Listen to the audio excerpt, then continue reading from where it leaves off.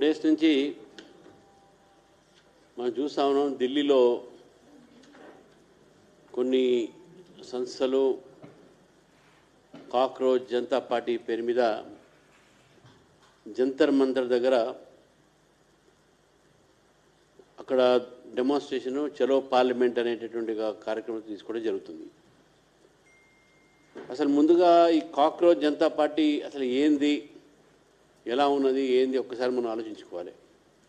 ఎవరు స్థాపించారు, దీని వెనక ఎవరు, ఎట్లా అనేది కూడా రాష్ట్ర ప్రజలకు, దేశ ప్రజలకు తెలియాల్సిన అవసరం ఉన్నది. మన రాష్ట్రం నుంచే ఒక మైనర్స్ అసోసియేషన్ వాళ్ళు వాళ్ళ సంబంధించినటువంటి అంటే ఇక్కడ పబ్లిక్ ఇంట్రెస్ట్ లిటిగేషన్ ఒకటి వేశారు. మన రాష్ట్రం, తెలంగాణ రాష్ట్రం, అది కూడా చెప్తాను మీకు. ఈ యొక్క దీని మీద ఇక్కడ అగేన్స్ట్ జడ్జిమెంట్ వస్తే దీని మీద మళ్ళీ సుప్రీంకోర్టుకు పోవడం జరిగింది.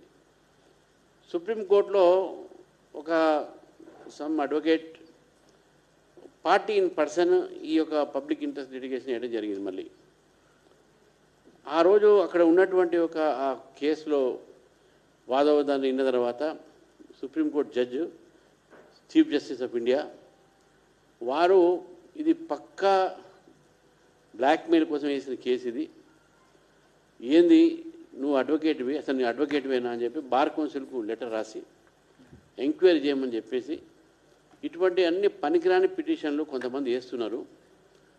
ఇది దేశంలో చాలామంది ఈ పనికి రాకుండా కాక్రోచ్లు అంత తయారైపోయారు, పారాసైట్స్ అయిపోయారు. పారాసైట్స్ అంటే ఒకరి మీద ఆధారపడటం, పారాసైట్స్ అంటే మనం అయ్యారని చెప్పి సీజే చేసిన కామెంట్ అది. ఈ కామెంటు కొంతమందికి నచ్చక దాని మీద అమెరికాలో ఒక వ్యక్తి, బోస్టన్లో ఆ వ్యక్తి అనేటోడు అవినాష్ దీపిక అనేటోడు కాక్రోచ్ అనేది దాన్ని హేళంగా సీజేని అవమానపరచడానికి కాక్రోచ్ జనతా పార్టీ అని పేరు పెట్టి దానికి అతను సోషల్ మీడియాలో పెట్టి అంతకుముందు అతనుకున్న నెట్వర్క్తో దాన్ని ఎంబెడెడ్ ఫాలోవర్స్గా బాగా చాలామంది 2-3 రోజుల్లోనే 1,00,000 ఫాలోవర్స్ వచ్చేసారు, వారం రోజులని దాదాపు. ఇది ఒక జన్మ చేసి అక్కడ ఒక ఆన్లైన్లో ఇంటర్నెట్ ద్వారా వేసుకున్నటువంటి ఒక ఫేస్బుక్, ఇన్స్టాగ్రామ్ పెట్టి మళ్ళీ భారతదేశానికి రావటము. ఈ భారతదేశంలో రాజకీయ పార్టీలు చాలామంది కలవటం, అందులో సినిమా యాక్టర్లు కలవటం, ఆమిర్ ఖాన్, కిరణ్ రావు, తర్వాత ప్రకాష్ రాజ్, ఇటువంటి చాలామంది వీళ్ళని కలిసి నరేంద్ర మోదీ గారి ప్రభుత్వం వ్యతిరేకంగా, ఈ దేశం వ్యతిరేకంగా తయారు కావాలి, మనకు కొంత శక్తి తయారు చేయాలని చెప్పేసి నిర్మాణం చేసినటువంటి ఒక ఈ కాక్రోచ్ జనతా పార్టీ పూనాలో, బాంబేలో, హైదరాబాద్లో కూడా జరిగింది. ఇక్కడ కూడా చూసాం మన స్టేజ్ మీద ఎవరెవరు ఉన్నారు. అక్నూరు మురళి, ప్రొఫెసర్ నాగేశ్వర్, ఇంకా చాలామంది మనం చూస్తాం. అంటే వామపంత్ భావజాలను అందరూ అల్ట్రా లెఫ్ట్లు, right from soft left to ultra left మొత్తం ఉన్నారు అందరూ స్టేజ్ మీద. మళ్ళీ వీళ్ళందరూ మళ్ళీ దాంట్లో ఉన్న వాళ్ళు కూడా అంతా ఎవరు ఉన్నారు, మళ్ళీ ఎస్ఎఫ్ఐ, ఏఎస్ఎఫ్, మాజీ పీడిఎస్, ఆర్ఎస్ అంతా వాళ్ళే ఉన్నారు అక్కడ. ఎవరు అది కొత్తగా ఏం లేదు.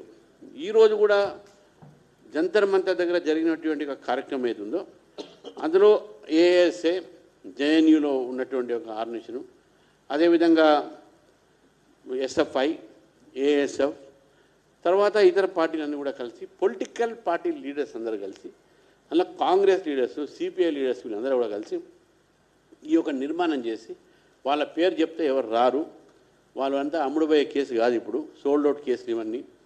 కాబట్టే కొత్త పేరు పెట్టుకొని ఈ సిజేపీ అనే కాక్రోచ్ జనతా పార్టీ అనేటటువంటి పేరుతోని ఢిల్లీలో గొడవలు సృష్టించడానికి, దేశవ్యాప్తంగా సృష్టించడానికి ముందుగా ఇదే ఎక్స్పెరిమెంటు కొంతమందితోని నేపాల్లో చేసినటువంటి యొక్క జంజీని ఏ విధంగా రెచ్చగొట్టారో ఇక్కడ కూడా మనం రెచ్చగొట్టాలి.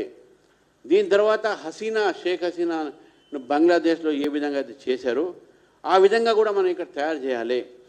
ఫస్ట్ శ్రీలంకలో మనం చేసినాము, అక్కడ సక్సెస్ అయినాము, నేపాల్లో సక్సెస్ అయినాము, మనం ఇక్కడ సక్సెస్ వెస్ట్ బెంగాల్ మన బంగ్లాదేశ్లో అయినాము, ఇక్కడ కూడా కావాలి అనేటటువంటి ఒక దీంతో కొన్ని గ్రూప్స్ కొంత వేసుకొని బంగ్లాదేశ్ నుంచి కూడా కొన్ని రాజకీయ పార్టీలు ఈ కాక్రోచ్ జనతా పార్టీకు చేసినటువంటి ఒక ఇది నేపథ్యం. వీళ్ళు నేపాల్ లాగానే, బంగ్లాదేశ్ లాగానే చేయాలి. దాంట్లో భాగంగానే రాహుల్ గాంధీ షేక్ హసీనా ఇంట్లోపడికి పోతారు జనం. మీ అందరికి గుర్తుండాలి, షేక్ హసీనా ఇంట్లోపడికి పోయి ఆమె అల్మారాన్ని పెట్టి అన్ని మొత్తం లూటింగ్ చేస్తారు. రాహుల్ గాంధీ గారు కూడా అదే. ఎందుకంటే జనరల్గా పార్లమెంట్ మెంబర్ కానీ, ఎమ్మెల్యే కానీ, ఎమ్మెల్సీలు కానీ హౌస్ నడుస్తున్నప్పుడు ఏదైనా విషయం ఉంటే హౌస్లో యూ రేజ్ యువర్ వాయిస్, హౌస్లో మీరు మాట్లాడాలి. ఇంటి దగ్గర ఎందుకు పోతారు? ఇదంతా కూడా ఏంటంటే వీళ్ళని ఆడిస్తున్నటువంటి ఒక విదేశీ శక్తులు కొంతమంది ఉన్నారు. దానికి 2-3 ఎగ్జాంపుల్ మీకు చెప్తాను. ఒక ఎగ్జాంపుల్ ఏంటంటే, నిన్న ఒక వ్యక్తిని పెట్టుకొని వాడు అడిగారు, ఎక్కడ పోతున్నావు? పోలీసులు అడిగితే భోజనాలు చేయడానికి పోతున్నాం, మాకు కటార్ నుంచి ఆర్డర్ వచ్చింది. ఎవరికి ఇచ్చారు అంటే, ఆడ పిల్లలు చాలామంది ఉన్నారు, వాళ్ళకు బ్రేక్ఫాస్ట్ లంచ్ ఇవన్నీ బాక్సెస్ ఉన్నాయి, అవన్నీ నుంచి అని చెప్పి కటార్ నుంచి వచ్చింది వాళ్ళకు. ఇది first. Second, Khalistan forces, Khalistan వాళ్ళు ఇండియాని స్ప్లిట్ చేస్తే ఇదే కాక్రోచ్ జనతా పార్టీకు పనోమ్ కౌర్ వీళ్ళందరూ కూడా 10 కోట్ల రూపాయలు ఇస్తాం మీకు, భారతదేశాన్ని విచ్చలవిడిగా మీరు విచ్ఛిన్నం చేయండి అని చెప్పేసి కూడా, అది కూడా ఆన్ రికార్డు ఉన్నటువంటి విషయాన్ని ఈరోజు మీ ముందు పెడతా ఉన్నాను. ఏ రాహుల్ గాంధీ తాతని, అమ్మమ్మని, నానమ్మని ఖలిస్తాన్ పేరు మీద చంపడం జరిగిందో, ఆ ఖలిస్తాన్ వాళ్ళతోనే చేతులు గడపడానికి రాహుల్ గాంధీ గారికి సిగ్గు రావట్లేదని నేను అడుగుతా ఉన్నాను ఈరోజు.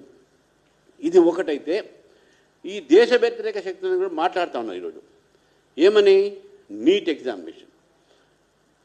ఎగ్జామినేషన్లో ఈరోజు ఏదైతే లీకేజ్ అయిందో, ఈ లీకేజ్ అయిన వెంటనే 31 మందిని అరెస్ట్ చేసి లోపలికి పంపించడం జరిగింది మా ప్రభుత్వం, ఎన్డీఏ ప్రభుత్వం. నేను అడుగుతా ఉన్నాను రాహుల్ గాంధీ గారిని కానీ, ఇండియా అలయన్సెస్ కానీ, రేవంత్ రెడ్డి గారిని కానీ, మీరు ఈ నీట్ ఎగ్జామినేషన్ మొన్న అయింది, సక్సెస్ఫుల్గా అయింది. ఈ నీట్ ఎగ్జామినేషన్ టెస్ట్ రాసిన వాళ్ళు కానీ, టెస్ట్లో పాస్ అయిన వాళ్ళు కానీ ఒక్కరైనా మీడియాకు ముందు వచ్చి ఏదైనా అన్యాయం అయింది చెప్పారని? ఎవరు ఒక్క వ్యక్తి రాలే, చెప్పట్లే. పైపైచి తెలంగాణలో కూడా నీట్లో చాలామంది సక్సెస్ అయ్యారు, మంచి ర్యాంకులు వచ్చినాయి. ఎవ్వరు కూడా నీట్ రాసిన ఏ స్టూడెంట్ కూడా ఈరోజు దానికి వ్యతిరేకించట్లేదు, వ్యతిరేకం మాట్లాడలేదు. ఎందుకంటే కేంద్ర ప్రభుత్వం ఎమ్మటే తీసుకున్నటువంటి చర్య ఒకటి. తర్వాత నీట్ అనేటటువంటి examination national eligibility cum entrance test, NEET, ఇది కూడా తెలవని వాళ్ళు మొన్న మీకు జంతర్ మంతర్లో కలిశారు. సరే, అది అయితే పక్క పెడదాం. మనం ఈ యొక్క దేశంలో ఎగ్జామినేషన్ సరిగ్గా జరగాలి. గతంలో 2014 కన్నా ముందు లీకేజీలు చాలా అయినాయి. కాబట్టి ఈ లీకేజ్ కాకుండా ఒక చట్టాన్ని తీసుకురావడం జరిగింది. ఆ చట్టము ఈరోజు మన దేశంలో ఆ చట్టము తీసుకువచ్చిన తర్వాత, ఆ చట్ట ప్రకారము శిక్షతో పాటు ₹1,00,00,000 ఫైన్. ఎగ్జామినేషన్ పేపర్ లీకేజ్ అయితే యాక్ట్ ఉందో, prevention of unfair means public examinations prevention of unfair means act, ఇది 2024లో ఎనాక్ట్మెంట్ అయింది. అంతకుముందు 2014 కన్నా ముందు లీకేజ్, అవి కూడా చెప్తాను మీకు. లీకేజ్ అయితే 420 కింద కేసు పెట్టి వదిలేది. కానీ ఈ యొక్క public examination prevention of unfair means యాక్ట్లో 2024 నరేంద్ర మోదీ గారి ప్రభుత్వం తీసుకురావటం, దాంట్లో ₹1,00,00,000 ఫైను ఇది చేయడం జరిగింది. దాంతోపాటు గవర్నమెంట్ నేషనల్ టెస్టింగ్ ఏజెన్సీ అని పెట్టింది. నేషనల్ టెస్టింగ్ ఏజెన్సీ 2017 రాధాకృష్ణన్ గారి యొక్క నేతృత్వంలో ఈ యొక్క ఏదైతే నేషనల్ టెస్టింగ్ ఏజెన్సీ పెట్టారో, ఇవి ఎగ్జామ్స్ కండక్ట్ చేస్తాయి. ఇందులో అన్ని రాజకీయ పార్టీలు, అకాడమిషియన్స్ వాళ్ళకి సంబంధించినటువంటి ఒక అభిప్రాయాలు తీసుకొని ఈ నేషనల్ టెస్టింగ్ ఏజెన్సీ వాళ్ళు టెస్ట్ పెడుతున్నారు. టెస్ట్ పెడుతున్నటువంటి యొక్క నేపథ్యంలో నీటిలో కొంత ఏదైతే లీకేజ్ అయ్యిందో, ఈ లీకేజ్ సంబంధించిన దాంట్లో ఎగ్జామినేషన్ బయటకు పెట్టిందే ఈరోజు ప్రభుత్వం, దాన్ని బయటికి తీసుకువచ్చిందే ప్రభుత్వం. అందులో కూడా కాంగ్రెస్ లీడర్లు ఉన్నారు. పూనాకు, మహారాష్ట్రకు సంబంధించినటువంటి ఒక కుల్కర్ణి అయితే ఏంది, అక్కడ ఉన్నటువంటి ఒక వ్యక్తులు ఎవరైతే లీక్ చేశారో పేపర్ సెట్ చేసిన వాళ్ళు లీక్ చేశారో, వాళ్ళు కాంగ్రెస్ పార్టీకి సంబంధించి ఉన్న వాళ్ళు చేసినటువంటి లీక్. నేను నిజంగా కూడా నీట్ లీక్ అయింది, దాని మీద మాట్లాడాలి అంటే రాహుల్ గాంధీ గారు పార్లమెంట్లో మాట్లాడవచ్చు. సిపిఐ సరే వాళ్ళకు ఉన్నారో లేరో తెలియదు వాళ్ళకు. కాంగ్రెస్ పార్టీ మాట్లాడచ్చు. ఇండియా అలయన్స్లో ఏమైనా మిగులు ఉంటే ఇండియా అలయన్స్ బ్రేక్ అయిపోయింది కదా, ఎవరెవరితో ఉన్నారో మనకి తెలియదు. ఇంకా మనకు ఉంటే అక్కడ మాట్లాడచ్చు.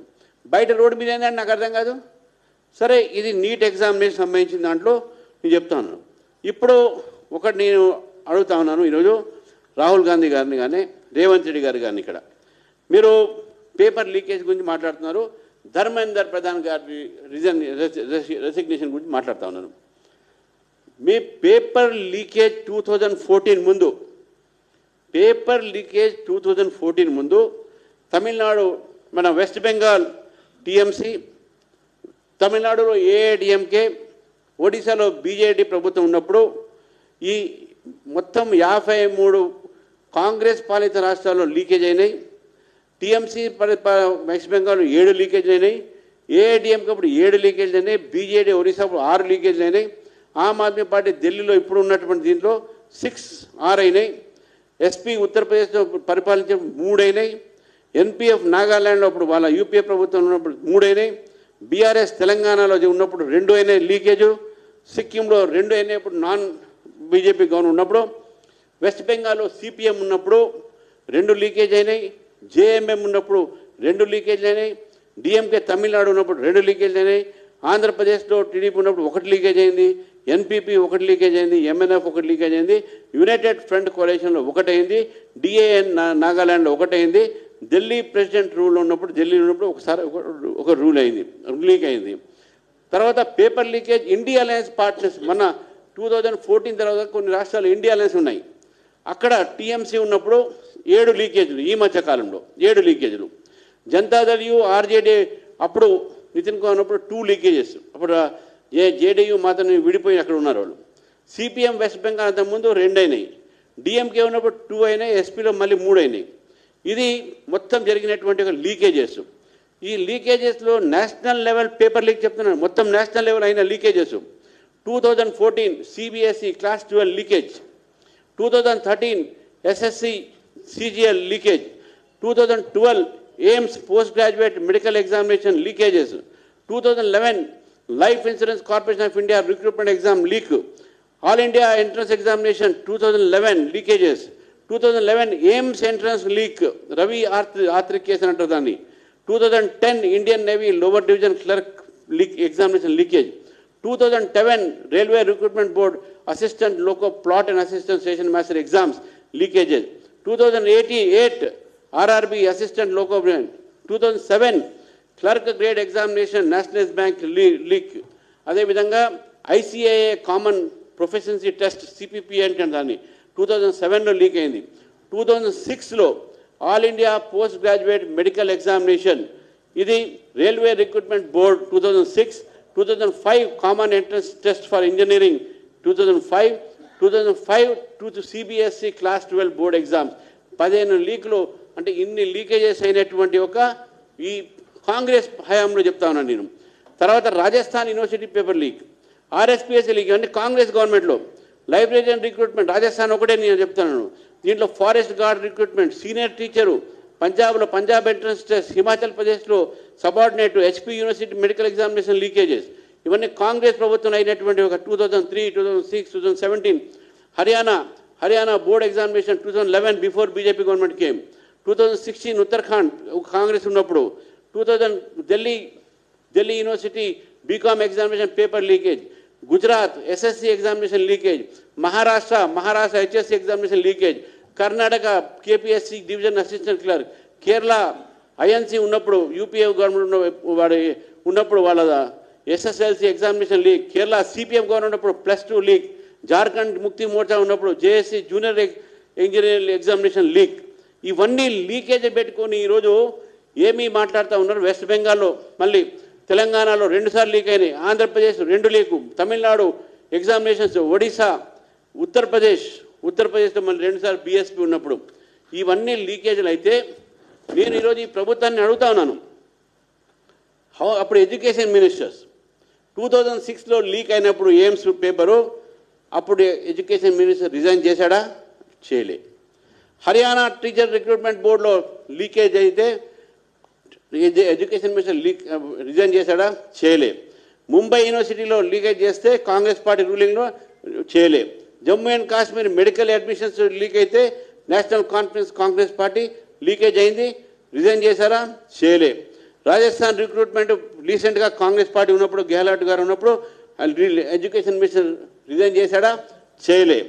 జార్ఖండ్లో జరిగినప్పుడు చేశారా? చేయలే. 2006 నుంచి 2024 వరకు కాంగ్రెస్ ప్రభుత్వం ఉన్నప్పుడు, స్టేట్స్లో నాన్ బీజేపీ ప్రభుత్వం ఉన్నప్పుడు లీకేజ్ అయినటువంటి ఒక్క ఎడ్యుకేషన్ మినిస్టర్ లీక్ చేయలే. ఇవన్నీ కూడా ఎడ్యుకేషన్ డిపార్ట్మెంట్ సంబంధించినటువంటి ఎగ్జామినేషన్స్ మాత్రమే. Why did they resign? ఎందుకు రిజైన్ చేయలేదు? ఇప్పుడు అడుగుతా ఉన్నారు ధర్మేంద్ర ప్రధాన్ రిజైన్ చేయాలని చెప్పేసి. ఇది చాలా విడ్డూరంగా ఉన్నది. ఇది ఈరోజు వీళ్ళ నియత్ ఇది ఉన్నది. వీళ్ళది నీట్ ఎగ్జామినేషన్లో నీట్ రీఎగ్జామినేషన్ పెట్టిన తర్వాత 5440 ఎగ్జామినేషన్ సెంటర్ పెట్టి 550 సిటీస్ 551 సిటీస్లో, అంటే 500 సిటీస్లో 14 సిటీస్ అబ్రాడ్లో, బయట కూడా 14 సిటీలో ఈ ఎగ్జామినేషన్ జరిగింది. ఈ ఎగ్జామినేషన్ జరిగిన ఇంత పెద్ద ఎగ్జామినేషను ఇది 2004 నుంచి ఏదైతే రిఫార్మ్స్ చేయలేదు, మేము రిఫార్మ్ తీసుకొచ్చినాం. బీజేపీ గవర్నమెంట్ రిఫార్మ్ తీసుకొస్తుంది. ఇన్ని చేసిన తర్వాత కూడా మొత్తం ఈరోజు సిబిఐకి ఒప్పజెప్పి అరెస్ట్ చేస్తే ఈరోజు రాహుల్ గాంధీ గారు, ఈ కాక్రోచ్ జనతా పార్టీ, ఇటువంటి పార్టీలు ముందుకొచ్చి మాట్లాడుతూ ఉన్నారు. ఈరోజు నిన్ను ఒకటే మాట చెప్తా ఉన్నాను, పేపర్ లీక్ ఏదైతే ఉందో ఇది నారేటివ్గా డెవలప్ చేసి ఈరోజు దేశాన్ని బలహీనపరచడానికి చేస్తున్నట్టు మాట. ఈరోజు నరేంద్ర మోదీ గారు ఫస్ట్ టైం ట్వీట్ చేశారు, ఇది కేవలం పేపర్ లీకేజ్ ఎడ్యుకేషన్ సిస్టమ్ మీద మాట్లాడుతున్నారంటే ఓకే, మేము కూడా దాని మీద ఫస్ట్ టైం విద్యార్థులతో మాట్లాడటానికి ప్రభుత్వం ముందుకొచ్చి పిలిపించి మాట్లాడింది వాళ్ళతోని. మాట్లాడిన తర్వాత ఏమైంది, ఇద్దరు కాంగ్రెస్ పార్టీ రిప్రజెంటేటివ్ వచ్చారు. రాహుల్ గాంధీ కూడా పిచ్చిగా ఆయన ఇంటి ముందు పోయి చేస్తూ ఉంటే ఆయనతో కూడా మా మినిస్టర్ మాట్లాడారు.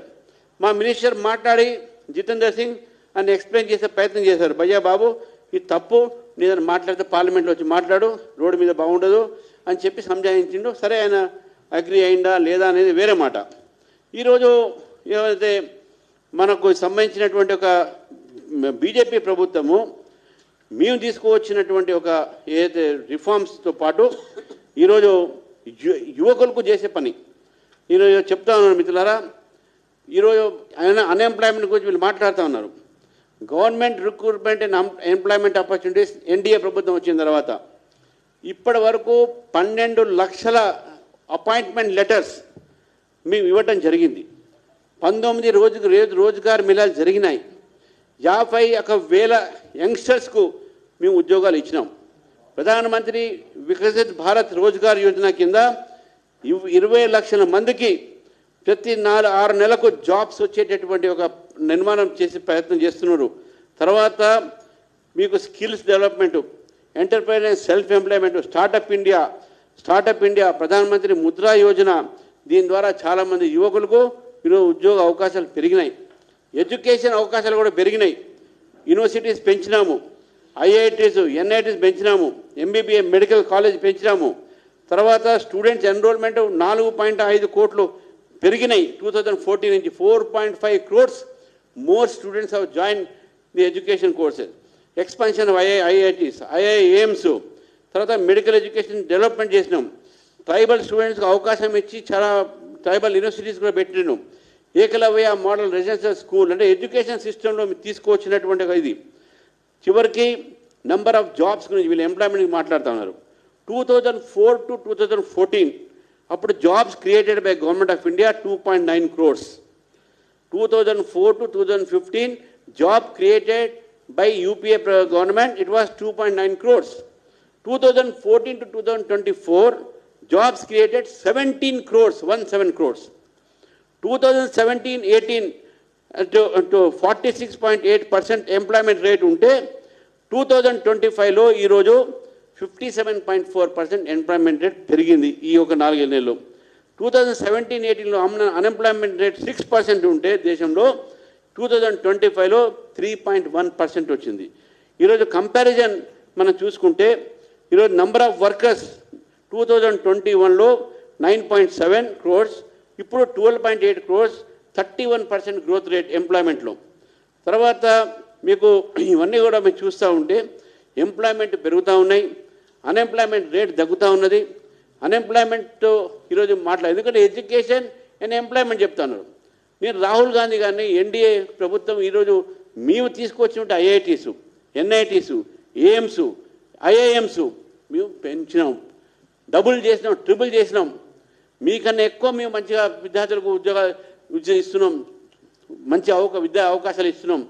అందుకే రాహుల్ గాంధీ గారు కానీ ఇండియా అలయన్స్ వాళ్ళు కానీ ముఖ్యంగా ఈ లెఫ్ట్ పార్టీస్ ఏదైతే అల్ట్రా లెఫ్ట్ అయితే ఉన్నారో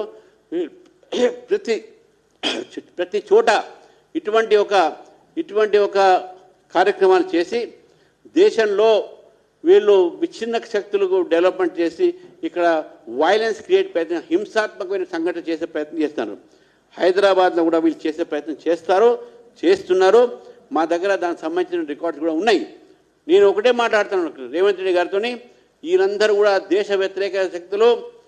కటార్ నుంచి డబ్బులు వస్తూ ఉన్నాయి, ఖలిస్తాన్ నుంచి వీళ్ళకి డబ్బులు వస్తూ ఉన్నాయి, కెనడా నుంచి, బంగ్లాదేశ్ నుంచి వీళ్ళకి మద్దతు పలుకుతూ ఉన్నారు, పాకిస్తాన్ నుంచి వీళ్ళకి మద్దతు పలుకుతూ ఉన్నారు. ఇటువంటి వాళ్లకు మీరు మద్దతు పలుకుతున్నారంటే ఈ దేశంలో యువత ఊరుకోదు.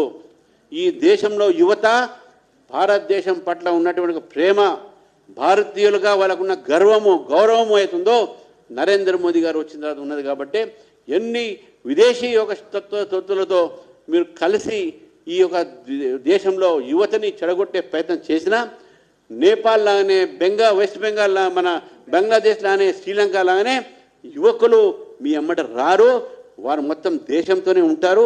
They will love India, they love India and they will be with India అని చెప్పేసి ఈ సందర్భంగా మీకు తెలియజేస్తాను. ధన్యవాదాలు. పక్కదారైంది, అసలు దారే ఉంది.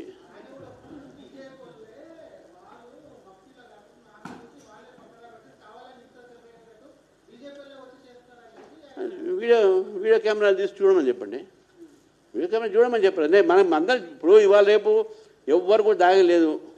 ఇవాళ మొత్తం అన్ని టీవీలు పెట్టారు, మీ టీవీలు ఉన్నాయి, అన్నీ చూస్తున్నారు. కాబట్టి ఇంతకుముందు దీవారకే కాన్ అవుతుంది అని, ఇప్పుడు హవామే ఆఖే అంటాడు, అన్నీ కనబడుతూనే ఉంటాయి. ఇవన్నీ కాకి కథలో చెప్తే నమ్మేటోళ్ళు ఎవరండి? Thank you. కట్టార్ నుంచి హైదరాబాద్ పోతే సంతోషమే, బిర్యానీ పోయిందేమో, కానీ కట్టార్ నుంచి ఏమేమి పెట్టిండో బీఫ్లు గీఫ్లు పని